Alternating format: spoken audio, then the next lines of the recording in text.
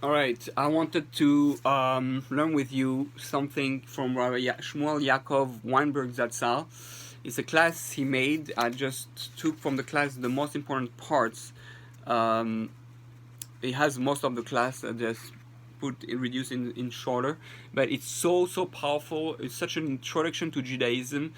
Um, and it might appear almost controversial compared to or very original, at least in the way that people usually look at Judaism and the world. And it's just so different that what we are used to the way we hear about Judaism and the way we grew up. So please listen till the end. This incredible introduction to Judaism that I think should be like an eye opener to the way we look at Judaism or live our Judaism. So his class that was done was called The Relationship Between God and Humanity. So he says like that, and those are word for word his words. Again, Rav Shmuel Yaakov Weinberg was really out of this world. He was brilliant. You can search for him online. He's my rabbi's father. And I learned so many amazing lessons from him. He had a clarity that most people don't have about Judaism, and he was able to connect to all types of people in the world, Jews and non-Jews, and you're gonna see why he saw things like that. So the Torah, he says, is the outline, and if there's anything wrong I say in terms of misunderstanding, it'll be only my fault. But as I'm gonna try to be as authentic to what he meant to say. But I'm reading his words. The Torah is the outline of the relationship between God and humanity. The purpose of creation is man, Adam.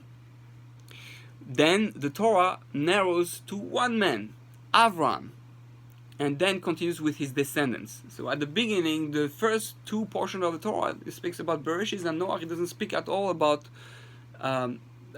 Jews. There's no such a thing as Jews. Jews start only a book later in Shemot.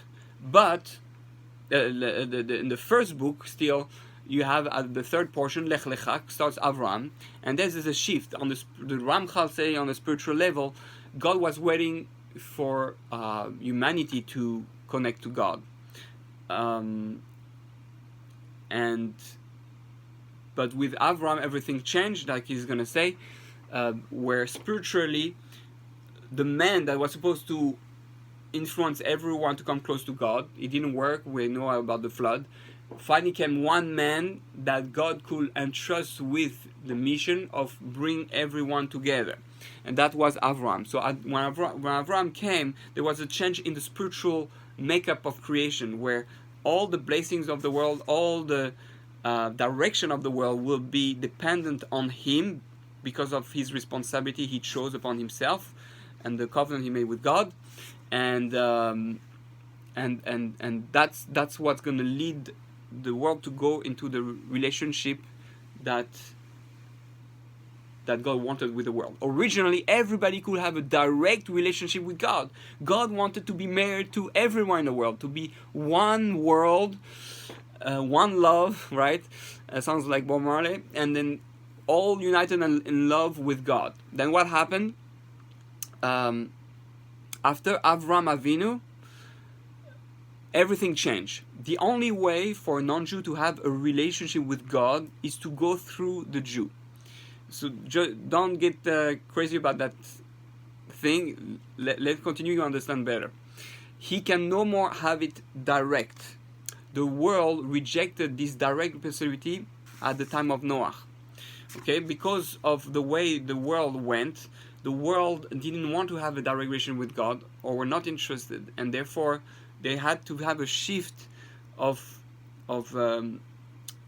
because the purpose of the world is to have that relationship. So God had to, and God didn't want to force upon us that relationship. That relationship with God has to be chosen. If you want a direct relationship with me, fine. If you just want to be busy in the world and not take care of me, fine. That's your thing. But my goal is for the world to understand that it's good for them to have a direct relationship with me, and I need someone to lead the way to show them that that it is possible. So actually, we almost lost it completely as Jews at Mount Sinai when God was speaking, and the Jews say, no, don't speak to us directly, please speak to Moshe. And right after that, we say that was the root of the sin of the golden calf. Why? Because there's Rav Tzadok HaKohen of Lublin who says that's all. And he says that because, so then the whole point is to have a direct relationship with me. So you don't want a direct relation with me, then you becoming non-Jewish again. You're not interested in that direct relationship, that intense, that loving relation with me. So therefore, after the sin of the golden calf, God said, I'm not going to be with you anymore. And Moshe said and made God promise from then on, say, God, if you're not with us, there's no point. We don't want to.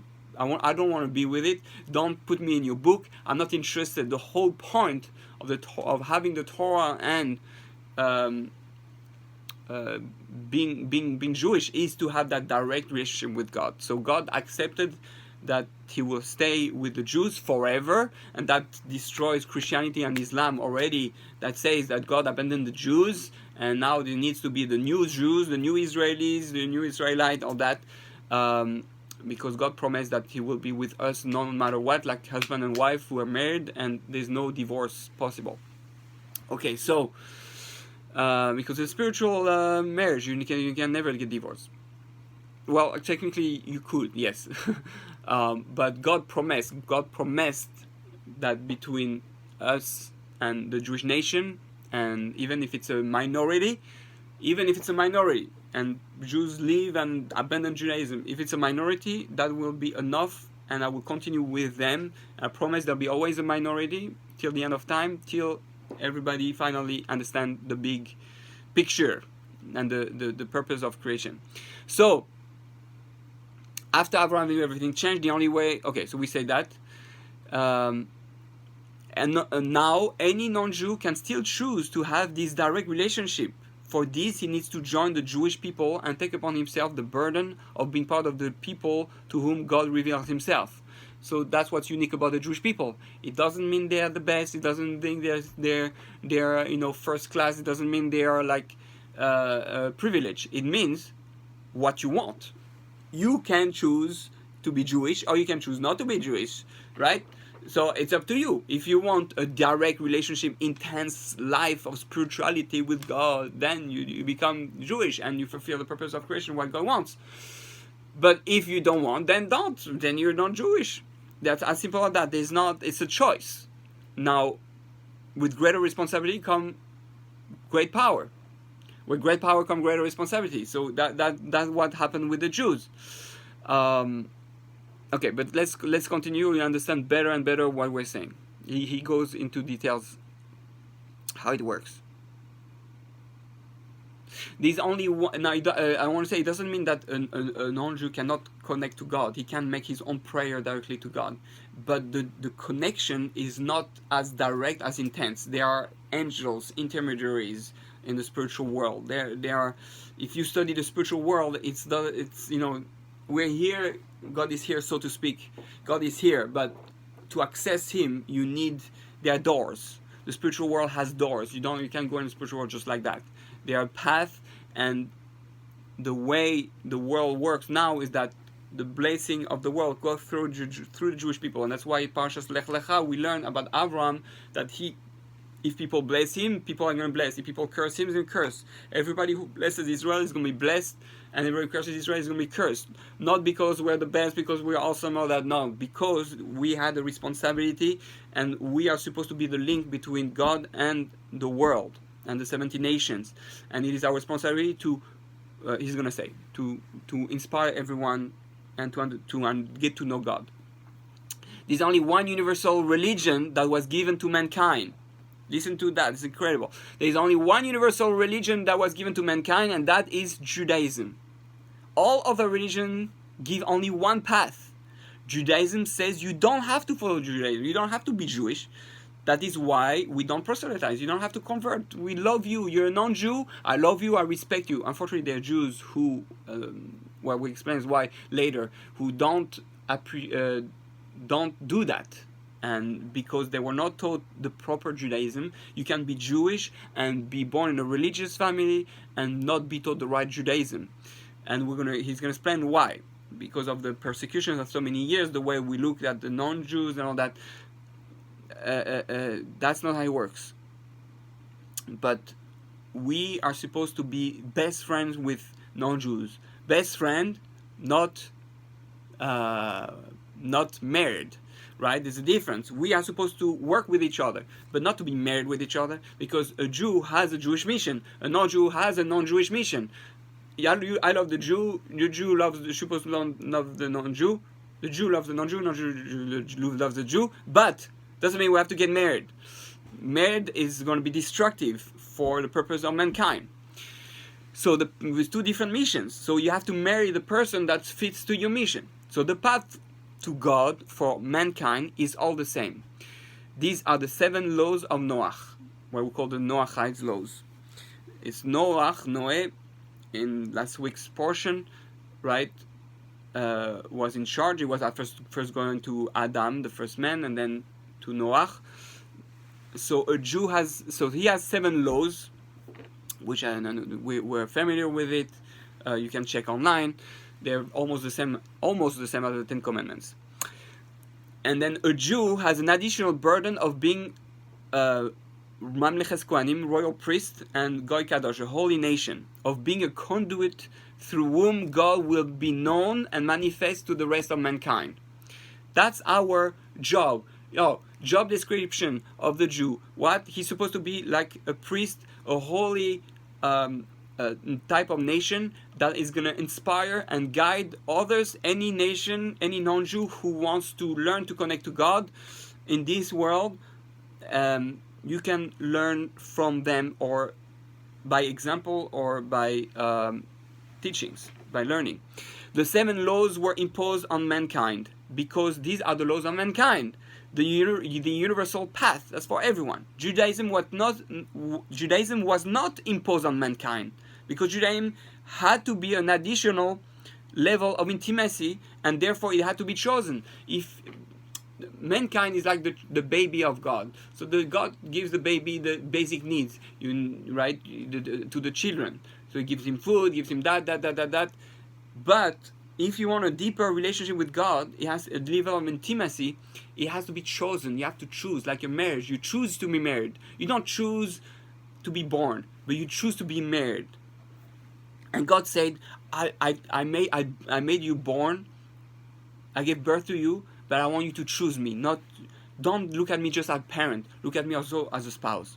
But for that, if you really want to be a spouse on a spiritual level and physical level, then you have to enter into a covenant, a marriage, which is Judaism, and therefore it has to be chosen to be a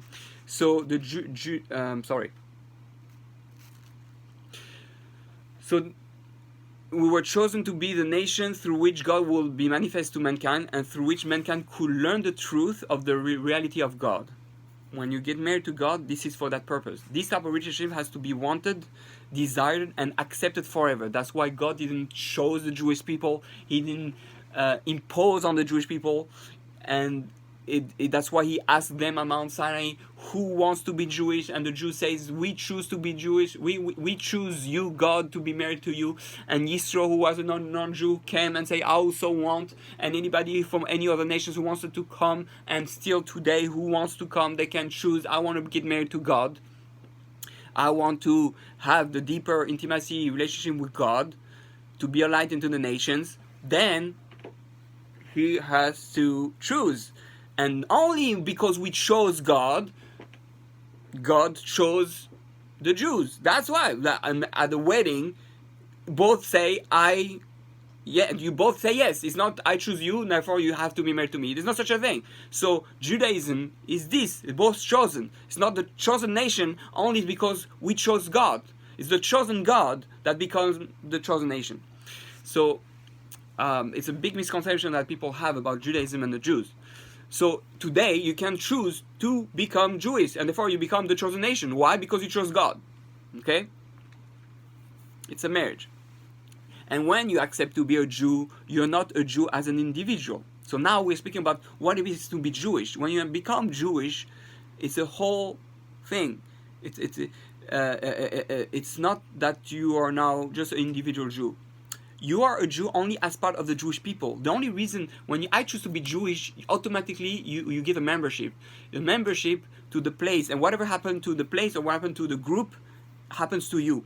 You're not your own self anymore, which is not the same by non-Jews necessarily. Every non-Jew corresponds to a nation, but you're not necessarily going to suffer because of the other. By a Jew, you automatically going to suffer or get good from your other fellow brother Jew. The Jewish nation is a body, and every individual Jew is a cell inside that body. A cell can die and be replaced. A body stays the same. We are Jewish only because we are part of the Jewish people. Only Jewish because I have a special mission here. It's like the army. You go to the army, so all one. All for one for all. We are all fighting for one purpose. And if you die, it's like I die. If you succeed, it's like I succeed. We're trying to save our country. We're trying to save mankind. The purpose of that nation, which is the Jewish people, is for all mankind. The only reason they are Jews is for mankind. It's not just to be Jewish and yeah, we're super cool. No, who cares about that? The whole idea is that Jews are here to help mankind achieve its purpose.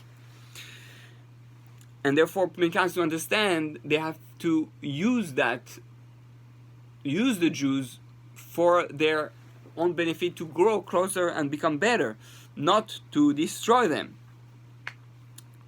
If there are certain nations called, like the most famous one is Amalek, which is like really some people in mankind who wants to destroy mankind and take away from humanity, people like Hitler or stuff like that. They are a group of people that are not they do the opposite job. This is the only nation, and we say it says at least 10 nations total, but they are the opposite because they're always positive and negative forces. Anyway, let's not go into that. The purpose of that nation, the Jews, is for all of mankind. If you look at the Rosh Hashanah Machzor, the prayer of the New Year, you will see the prayer book of the New Year. You will see that the whole prayer of Rosh Hashanah, the New Year, is for all of mankind. The prayer is that God should be manifest through all of humanity. We pray during Rosh Hashanah and Yom Kippur, the fast day that famous among the Jews, which was at the beginning in September, actually October this year.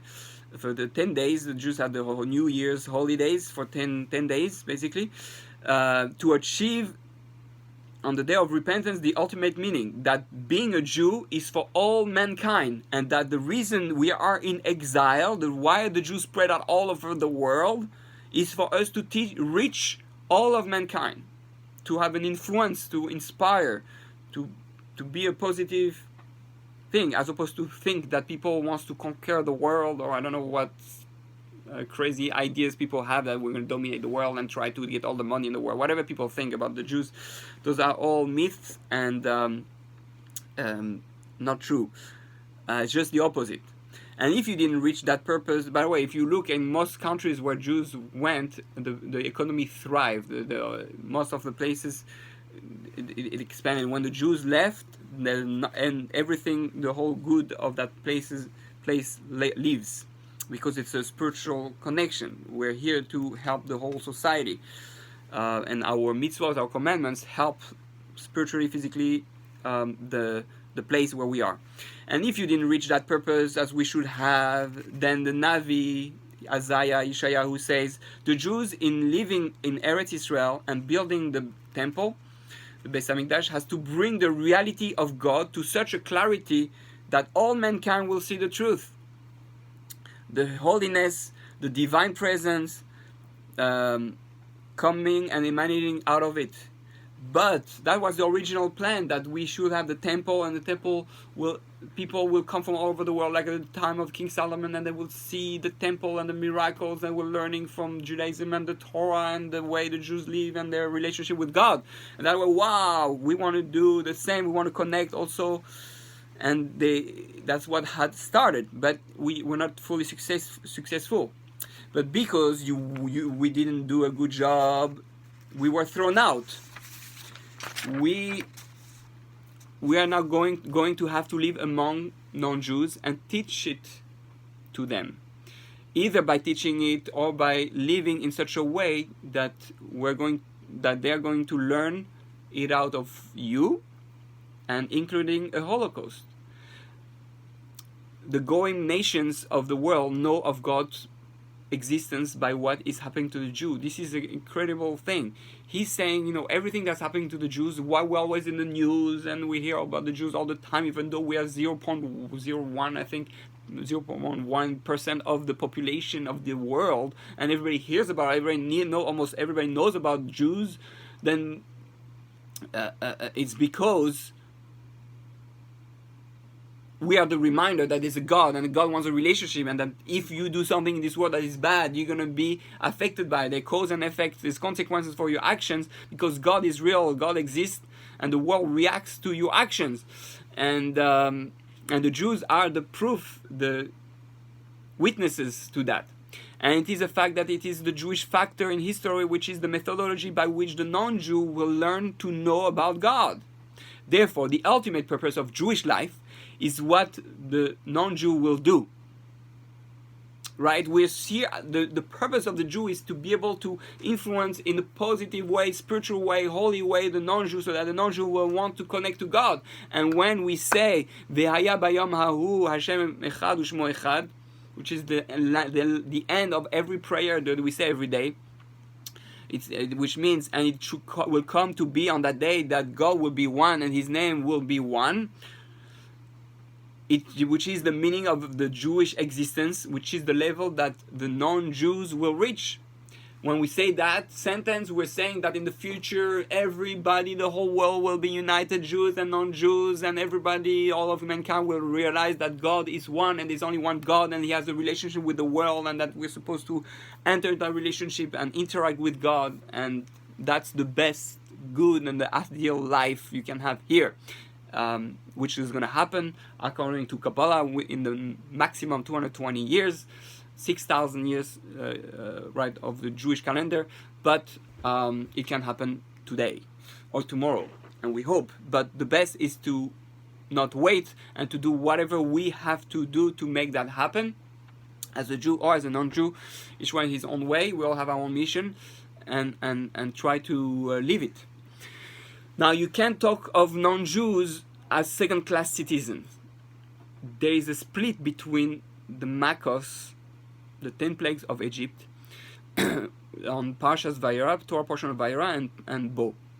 The first of the 7 plagues, and the first portion of the Torah that speaks about the 7 plagues. And the second portion of the Torah has 3 plagues. So it's 7 and 3. There are 2 groups with 2 different purposes. The first one is the 7 plagues, is to let God being revealed and manifest to the non-Jews. That's why we had 7 plagues. And the 3 plagues after, the 3 last plagues, is to let the relationship of the Jews with God being manifest. So 2 different ones. That's why we had 10 plagues of Egypt, to cheat, because all the Pharaoh was the primary culture of the time, the most powerful kingdom of the time, and the message had to go through them for the whole world. So that's why there were 7 days of a creation established to remind us that of the 7 laws of Noah, of mankind. So 7 days of the week to remind you that there's 7 laws to mankind that they all have to abide to. And yes, so the Torah, he says, is for mankind. The Torah is for mankind, and it is mankind that requires the Jew. So the Ramchal, Rabbi Moshe Chaim Luzzatto, says in his Mamar on Rosh Hashanah that the non-Jews should pray that the Jews should succeed in their mission with them. So it's changing everything. You understand that the reason why the Jews were given the Torah, the Jews were only given the Torah, the Old Testament, because they're supposed to teach it to mankind. They're supposed to preserve its ultimate truth about how to have a real relation with God, how to be pure, and have to have the tools to do it. And that's our responsibility towards mankind, to teach the Torah. The Torah is for everyone. That's why the Torah at the beginning was, before we entered into Israel, was translated into 70 languages. Torah 70 languages. It says why? Because so that anybody who wants to know what's in the Torah can learn it. It can be learned from any nations, because there were 70 nations, root nations. At least now there are more, but 70 root nations. So non-Jews should want to have the Jews succeed in their mission, and the Jews should be able to direct them. Okay, it is through our prayer and our mitzvot of the Jews that we will come closer to bringing God's knowledge to the nations of the world. We as Jews, the responsibility is to pray and do mitzvot so that we will come closer to God, and that the nations will understand how to come close to God. Will be a light into the nation, will be an inspiration, and they understand, wow, this is how a human being can be close to God. Tell me how to do it. I want to do it too. Again, it doesn't mean that a non-Jew has to convert. It means a non-Jew can learn to have his own connection with God by learning what's possible to happen with God between Jews and non-Jews. The Rambam explained in one of his Mama why the Torah doesn't explicitly speak about the resurrection of the dead at the time of Moshiach, the Messiah, because the nation of the world were not ready to hear this concept, and the Jews therefore needed to remember that there is such a concept. So the Rambam made a principle out of it, so we Jews don't forget. Okay, that was not as relevant. So there is no such a thing as a non-Jew of second class, or a goy. People say goy, non-Jew. The non-Jew is the purpose of creation. Listen to that. The non-Jew is the purpose of creation, meaning that the purpose of creation is really to have all of mankind become one with God. In order to achieve that purpose, we needed someone who is going to take the responsibility to push mankind to reach that level, that thing. And that's the job of the Jew. The Jew is just having a job. Doesn't mean he's better than a non-Jew. It just means he has more responsibility and more work to do. And both Jews and non-Jews go to heaven. Both Jews and non-Jews go to Gehinnom, to hell, and hell is only a purification process, has nothing to do with something forever. It's a purification process in order to go into the spiritual world. But both good Jews and both good non-Jews both go to heaven, each one with the reward for whatever he has done in this world. If you don't do nothing, there's no reward. You'll be there with God. There's a nice, but you're going to get a special bonus, so to speak. But if you are working in this world to become a better person and to inspire the world or to help others and all that, then you're going to have a special bonus in heaven. You get, what's the special bonus? To be even closer to God in heaven. There's nothing great, no greater pleasure than that. So all the dinim and the halachos, all the laws are here, and the laws of the Torah are to be understood in this context. We Jews are supposed to be Jews. Unfortunately, we have a terrible flaw. We're human, and that affects us a lot, obviously. You're not supposed to hate your oppressor, but when you have been oppressed over centuries, tortured, burned, killed, isn't it natural that you will start developing an unjustified but inevitable hatred for those who did to you? So obviously, one of the reasons the Jews are not nice with the non-Jews, or they cut themselves, or they appear arrogant, or look down upon non-Jews, which is completely wrong, is because of that. And he explains, when I think of the Jews killed by the Nazis, I feel hate for them. Of course, we're human. But I am sure that if I meet a German today that tells me, oh, shalom, hello, I won't feel any of this for that particular German. But I hate the concept. But can I, again, he's talking as what's happening inside of him, which is very powerful. But can I talk to you rationally about the German? I can't. I hate him. He was a child of a Holocaust survivor, so it was even more direct with him. What do you think happens to one's judgment when you hate someone? It's wrong. But I recognize in myself this problem. But to work on myself, not to hate him, I cannot do that. I am not prepared to do that because of what they did to 1.5 million children. But what has happened is that our kids used to spit at the church when they would walk past it. Is it right? No, it shouldn't. Is it natural? Yes. Should you be right or natural? You should be right. So we are human. Jews are human like any non-Jews, and they have human flaws. And even though they're supposed to act with holiness and be role models, sometimes we mess up, and we're punished actually for it. I mean, we have to rectify what we have done wrong. But because of the tremendous pain and suffering we got from the nations, a lot of Jews have disconnected themselves and are scared of non-Jews. They're scared to be attacked. They're scared to be killed. They're scared to be exiled. They're scared to be out of a job. And because of that, there's a resistance. There's a resilience. There's a negative taste of Jews towards non-Jews, because like if you're an African American in America, you still feel, even though you're African American, you don't feel as much as it used to be. But you know the history. You know that we were treated as slaves, and even in this country, there's still places where people hate and don't want to have anything to do with African American. It's still alive, and because of that, there's a kind of natural disconnect. You're white, I don't feel necessarily safe with you, and again, those are the stigmas and all the things that we struggle in today, between African American and whites, and between anybody who has been enslaved at some point or hurt or tortured. Women towards men. It exists on many different levels. So we have to realize that we have that problem. We are human beings. But the ideal is really that all those barriers should fall apart. Obviously, they don't fall apart completely, because there's still people who want to hurt and don't love. But we have to learn to open our heart and understand that not everybody here is here to hurt us, and we have to learn to love the other. At least those who are good.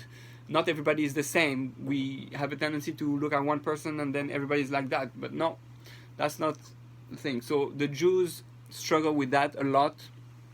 And it's a new way to look at Judaism. It's a new way to look at what a Jew is. It's a new way to look at what a non-Jew is, and at their mission. And a Jew has to understand that he has to love every non-Jew, and respect them, and inspire them, and it takes time for those who survived the Holocaust or were oppressed, but for those who didn't, at least it's easier to enter into that frame of mind, let's say. And we have to be sensitive to the issue and work on ourselves to be best role models. So I hope it gave you tremendous clarity. I think it's so powerful, really to understand that Jews and non-Jews are supposed to work together to go close to God. And in Kabbalah, they even speak about Jews and non-Jews as a husband-wife relationship also, but it's only on a spiritual level, not on the physical level. And because you understand, we cannot mix those two missions. When it says there are different opinions what's going to happen when Moshiach comes. According to one opinion, everybody is going to become Jewish. Meaning everybody is going to become Adam again, one nation, and there everybody be able to marry each other, so to speak. But that's only when Moshiach comes, when Hashem reveals himself completely, because the ultimate purpose of the world will have been reached, then we'll all live together in harmony. But according to some opinions, no, Jews will stay non-Jews, and Jews will stay Jews, and each one will have its own unique way to relate to God, because each one has something unique to him. And all 70 nations have each of the nation have its own quality, and will be, you have a painter, and you have a lawyer, and you have a dentist, you have a healer, you have a musician. And the musician doesn't want to be an artist, the artist doesn't want to be a lawyer, and the lawyer doesn't want to be a dentist. Each one has its own unique beauty. And the 70 nations have their own unique beauty, but that has been lost. And the Jews have their own beauty, has been lost. And each one is lost. We have to find each other again. And the non-Jews have to recognize the beauty within the non-Jews. And the non-Jews have to find the beauty in the Jews. And this way, each one is going to be able to respect each other, love each other, and we'll all be able to be close to God and fulfill the purpose of creation, what we're here for, because there's nothing greater and more beautiful and awesome and loving and pleasurable as this purpose, obviously, because God is perfect and he knows exactly what he's doing. So let's try to learn the lessons and get closer to our goal. Have an awesome day and adventure through this world history.